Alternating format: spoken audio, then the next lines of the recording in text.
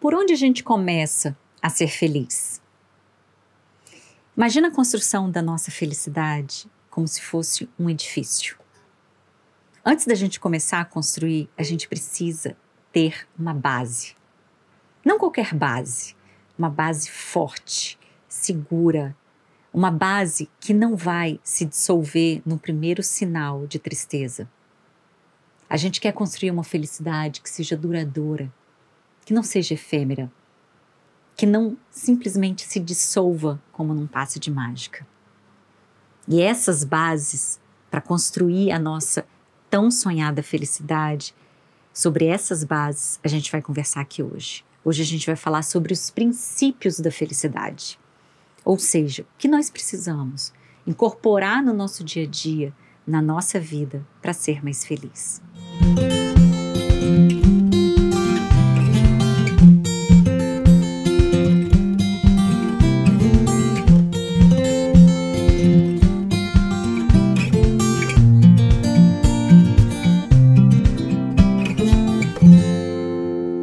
Para construir essa felicidade duradoura, resistente, resiliente, nós temos 5 princípios, 5 bases para a felicidade.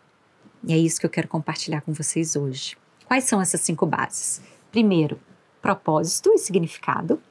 Segundo, a gente ter espiritualidade. Terceiro, amor. Quarto, viver no presente. E por fim, maestria da mente. A gente vai começar com propósito e significado. Nós, seres humanos, nós temos uma necessidade gigantesca de viver uma vida significativa. Nós temos uma necessidade, uma vontade de transcender. Ter um propósito é saber que a gente está conectado com algo maior do que nós mesmos. É saber que nós estamos aqui para servir. Que nós viemos fazer a diferença no mundo. Que nós não estamos aqui a passeio. Ter um propósito é usar as nossas habilidades e, sim, todos nós temos habilidades em prol de algo maior. É saber que a gente faz a diferença, seja na vida de uma pessoa, de 10, de 1000. E quando a gente fala de propósito, como que a gente encontra, como que a gente constrói esse propósito? Primeiro, é pensar quais são as minhas habilidades, quais são minhas qualidades, o que eu tenho de bom, o que eu tenho de útil que eu posso colocar para servir. Segundo ponto é pensar o que o mundo precisa. Precisa de ser mais justo, mais humano, a gente precisa ajudar a resolver a questão das desigualdades. O que o mundo precisa hoje? Quando a gente junta o que realmente nós fazemos com amor, com prazer e temos a habilidade de fazer, quando nós juntamos com o que o mundo precisa, isso é um propósito imbatível. E como dizem os grandes estudiosos, quem tem um porquê, ou seja, um propósito, enfrenta quase qualquer como. O que isso significa? Significa que quem tem um propósito se torna mais resiliente. Tem a capacidade de resistir, de sair melhor das dificuldades do nosso dia a dia. Às vezes, a gente acha que propósito é algo relacionado a pessoas que já construíram tudo, né? Propósito é um assunto nosso. A pessoa já tem todo o dinheiro do mundo, ela já tem sucesso, ela já tem estabilidade, agora ela vai poder pensar em propósito. Não, a gente acha que propósito é só na alegria. E se eu disser para você que o propósito é importante, principalmente em momentos de dor? Existe um autor, um psicólogo chamado Viktor Frankl. Ele é um psicólogo que sobreviveu a 3 campos de concentração. E ele relatou num livro que se chama Homem em Busca de Sentido, ele relatou que existia um elemento que fazia com que as pessoas sobrevivessem aos horrores do campo de concentração. E esse elemento era ter um propósito, ter um significado. Saber que essas pessoas que estavam lá tinham um porquê de existir, um porquê de lutar. Porque dificuldades todos nós temos. Mas encontrar essa capacidade de ressignificar, de encontrar propósito no que nos acontece, isso sim faz toda a diferença. Mas muitas vezes a gente associa propósito a coisas muito grandiosas. A gente acha que propósito é, eu vou encontrar a cura do câncer, eu vou salvar todas as crianças da África, eu preciso encontrar a cura de todas as doenças do mundo. Não, às vezes os propósitos estão em pequenas coisas simples do nosso dia a dia. Tem um estudo muito maravilhoso, que esse estudo mostrou a força do propósito. Eles pesquisaram um hospital. Nesse hospital, eles entrevistaram enfermeiros, médicos, a equipe de limpeza. E ao pesquisar a equipe de limpeza, chegaram numa pessoa e perguntaram: o que você faz aqui? E ele respondeu: eu salvo vidas. E aí o entrevistador perguntou: mas como assim você salva vidas? O que você faz especificamente? E aí ele disse: eu mantenho o centro cirúrgico limpo. E um centro cirúrgico limpo é fundamental para as pessoas sobreviverem. Ou seja, às vezes a gente espera encontrar propósito em algo muito espetaculoso, quando na realidade encontrar sentido em pequenas atitudes, no que a gente faz no nosso dia a dia, também é um dos caminhos da felicidade. Então, para a gente voltar, para a gente saber construir esse propósito, quais são as perguntas que a gente precisa se fazer? Por que eu estou aqui? Mark Twain, ele dizia que existem os dois momentos mais importantes das nossas vidas: o dia que a gente nasceu e o dia que a gente descobre o porquê a gente nasceu. Por que você está aqui? Qual é a sua razão de existir? Que diferença você veio fazer ao mundo? Você veio aqui só a passeio? De que forma que você vai honrar cada instante nesse planeta? Cada instante que é... E hoje a gente está vivendo um momento que a gente sabe quanto que esse instante pode ser assim. Como que a gente vai honrar esse precioso e rápido momento aqui? Como você quer ser lembrado? No final do dia, nós seremos lembrados pelo que nós devemos seguir ou que nós devemos evitar. Como que você quer ser lembrado? Isso é propósito. A nossa segunda base é a espiritualidade. Há mais de 20 anos que a ciência da felicidade, a psicologia positiva, que é mais conhecida como a ciência da felicidade, pesquisa o que faz alguém mais feliz.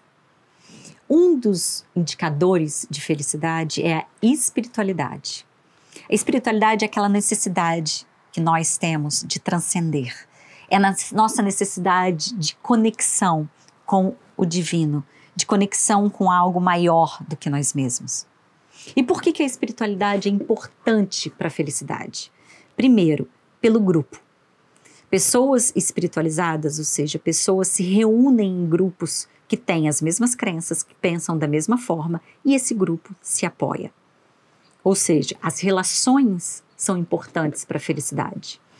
Segundo motivo, pessoas mais espiritualizadas, elas são pessoas mais resilientes. Elas têm a capacidade de encontrar força, de sair de situações mais difíceis, de traumas, ao encontrar a espiritualidade. E o terceiro motivo é acreditar, é saber, em perceber que aquela situação, aquela circunstância faz parte como se fosse de um plano maior, como se fizesse parte de um plano divino. E essa sensação de fé, essa sensação de apoio, ou seja, isso aconteceu porque tinha que acontecer, isso reduz a angústia e a ansiedade e também ajuda nessa percepção de felicidade. Quando a gente fala de espiritualidade, a gente não está falando de religião especificamente. Existem pessoas extremamente espiritualizadas que não pertencem a religião nenhuma. Assim como tem pessoas muito religiosas que não têm nada de espiritualidade. Espiritualidade, então, de forma prática, é incorporar no nosso dia a dia valores espirituais, como, por exemplo, a compaixão. A compaixão é a qualidade das pessoas de querer contribuir, de querer ajudar, de identificar, é a base da empatia, inclusive, de identificar o sofrimento e querer ajudar. A bondade é um outro valor espiritual. A bondade é aquela vontade, aquele valor nato que existe dentro de nós de realmente querer ajudar. A fé, que é um outro valor espiritual. A fé não importa em quê, não importa no que você acredita. Se você acredita em Deus, se você acredita em espírito, se você acredita em Buda, se você acredita em energia, o que for. A fé em algo maior do que nós mesmos também é importante para a felicidade. O perdão. O perdão. Perdão, dizem, né, que o perdão é divino, porque realmente é difícil perdoar. Mas o perdão como valor espiritual também é base para a felicidade. E por fim, a consciência. A consciência do que eu faço, do que eu falo, faz a diferença. A consciência de que nós somos todos um só. Somos únicos. A consciência de que o que eu faço aqui afeta todas as pessoas que estão ao meu redor. Então, esses valores espirituais são valores que, incorporados ao nosso dia a dia, ajudam a contribuir com uma vida mais significativa e mais feliz. O nosso terceiro princípio da felicidade é o amor.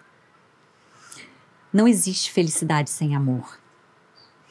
Quando a gente começa a analisar e a pesquisar sobre o que faz alguém mais feliz, o que as pesquisas mostram? Que o fator determinante número 1 é a qualidade dos relacionamentos. O amor como força maior de dar e receber. Foi feito um estudo pela Universidade de Harvard, é um estudo mais antigo e um estudo mais completo, mais longo sobre felicidade. Durante 75 anos, a Universidade de Harvard acompanhou 700 homens.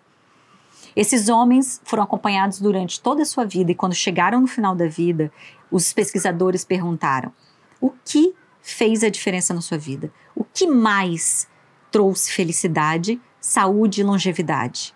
E a resposta foi a qualidade das relações. Quando a gente fala de qualidade das relações, óbvio que a gente não está falando de você ficar grudado o tempo inteiro, a gente não está falando de ficar em casamentos longos, que simplesmente não existem mais, que são casamentos que já não são mais satisfatórios, a gente está falando de qualidade das relações. E como preservar essa qualidade? É investir. Da mesma forma que a gente investe na nossa felicidade, é investir na qualidade das nossas relações. É fazer com que o outro que está ao nosso lado também tenha emoções positivas, assim como nós queremos ter emoções positivas. Uma forma, por exemplo, de ajudar o outro a ter emoções positivas, por exemplo, é compartilhar com a pessoa que você ama momentos em que vocês tiveram juntos emoções positivas. Por exemplo, uma viagem, uma foto, um prêmio, algo que foi importante para os dois, vocês revivem essas emoções. Quando a gente fala de amor, de amar, a gente fala de amor próprio. Além de amar o próximo, a gente precisa amar a si mesmo. É ter a coragem de ser quem nós somos. É ter a coragem de ser quem nós viemos ser. É entender que todos temos limitações, todos somos imperfeitos e mesmo assim ter a capacidade de nos cuidar e de nos amar. Quando a gente fala de amor, a gente fala daquele ideal romântico, mas o amor é muito mais do que um conceito abstrato. Existe um estudo de um instituto que se chama HeartMath, que é a matemática do coração, que eles começaram a medir, começaram a identificar que o coração, ele é como se fosse um pequeno cérebro, o que dá ao coração a capacidade de armazenar informações e tomar decisões. Isso dá ao coração uma capacidade não só de se conectar ao redor, mas de influenciar positivamente ou negativamente, dependendo do que está no nosso coração, o campo eletromagnético das pessoas que estão perto da gente. O que esses estudos mostram é que o coração emite um campo eletromagnético de até 3 metros. O que isso significa? Significa que o que eu sinto chega perto das pessoas que estão ao meu redor. Ou seja, se a gente quer pessoas mais felizes pertinho da gente tem que começar se preocupando com a nossa própria felicidade. Então, ame. Ame hoje. Ame sem se preocupar com amanhã. Ame agora. Diga agora por que você quer amar essa pessoa e por que essa pessoa é importante para você. E isso vai nos levar ao nosso quarto princípio, que é viver no presente. Viver no presente tem sido um dos nossos maiores desafios. Nós estamos sempre remoendo alguma coisa no passado ou super ansiosos com o futuro. O que os estudos mostram é que em 50% do tempo, o nosso cérebro não está conectado aqui. 50% do tempo, o nosso cérebro está divagando em outro lugar que não no aqui e agora. Só tem um probleminha nisso. O problema é, só é possível ser feliz aqui e agora. Não dá para ser feliz lá no passado remoendo o que aconteceu, nem ser feliz lá no futuro com o que ainda não houve, com o que ainda não aconteceu. A gente tem essa imagem de que eu vou ser feliz amanhã quando? E se não houver amanhã? E se esse amanhã nunca chegar? Será que eu fui feliz hoje? E isso é importante não só para nós, mas para as pessoas que estão ao nosso redor. Nós estamos completamente desconectados das pessoas e do aqui e agora e ficamos totalmente conectados nos nossos celulares. Vocês já repararam? Você vai no restaurante, hoje nem tanto, né? A gente não pode sair. Mas você ia no restaurante, você tinha uma família reunida, cada um no seu celular. As pessoas não conversam mais. As pessoas não olham mais no olho. Tem um estudo que mostra que 84% das crianças dizem que seus pais preferem ficar no celular ao invés de ficar com elas. Ou seja, isso é gravíssimo. A gente quer se conectar, mas a gente está completamente desconectado. Então, se a gente quer construir a nossa felicidade, se a gente quer ser mais feliz, a gente precisa amar, a gente precisa investir nas relações. E o nosso último princípio, que é o princípio da maestria da mente. O que significa maestria da mente? Quando dizem que a felicidade nasce dentro da gente, vocês podem acreditar, mas especificamente aqui, dentro do nosso cérebro. Quando algo de bom ou ruim acontece com a gente, não é o fato em si, mas a forma como o cérebro interpreta os acontecimentos. Então, por que é difícil ser feliz? Nosso cérebro, ele não foi programado para felicidade. Ele foi programado para sobrevivência. Isso significa que nós somos altamente atraídos para o que é ameaçador, negativo, desafiador. Isso acontece porque biologicamente nós fomos programados para sobreviver e perpetuar a espécie. E aí a gente pensa, meu Deus, Flávia, e agora? O que eu faço? Meu cérebro assim? Eu sento, choro e vou ser infeliz o resto da vida? E aí vem a boa notícia. Há 20 anos que os estudos das neurociências começaram a mapear o nosso cérebro e a perceber algo muito importante. Você não é o seu cérebro. O cérebro é um órgão que aprende e ele é comandado por você, mais especificamente pela sua mente. O cérebro é como se fosse o hardware. A mente é como se fosse o software. A mente, ou seja, o que você pensa e sente, aos poucos vai criando novas conexões entre os neurônios e tendo a capacidade, fazendo com que o cérebro consiga construir novas conexões. Ou seja, é possível que o cérebro mude naturalmente através de atividades intencionais como que ele se comporta. Então, ao invés da gente conectar o mundo pelas lentes do que é ameaçador, negativo, a gente tem a capacidade de se conectar com o mundo pelas lentes do que é positivo. E como a gente faz isso? Uma das formas maravilhosas de fazer essa reconexão é a meditação da bondade. Meditação da bondade é aquela meditação quando a gente deseja o bem para uma outra pessoa. Quando a gente silencia a nossa mente e deseja que todos os seres estejam bem e sejam felizes. Essa é uma forma de criar novas conexões. Uma outra forma da gente armazenar emoções positivas, porque o que acontece com o nosso cérebro? O cérebro é como se fosse teflon para o que é bom e velcro para o que é ruim. Além da nossa capacidade de perceber o que é ameaçador, o que é perigoso, o nosso cérebro tem uma altíssima capacidade de guardar, de arquivar no HD as coisas, as experiências negativas. Da mesma forma que o cérebro tem muita dificuldade de identificar no ambiente e de arquivar dentro do nosso HD o que é positivo, as experiências positivas. Podemos fazer diferente? Podemos. Existe um caminho para isso. Qual é o caminho? 3 dicas. Primeiro, se você teve uma experiência positiva ou você tem uma lembrança de uma experiência positiva, lembre ou registre por 5 a 20 segundos. Então, se você está aqui agora, parado, tomando um café delicioso e aquilo é algo que te traz felicidade, te traz alegria, te traz prazer, curta esse momento. A gente fica tão corrido, a gente fica na loucura do nosso dia a dia que a gente perdeu a capacidade de apreciar os pequenos instantes.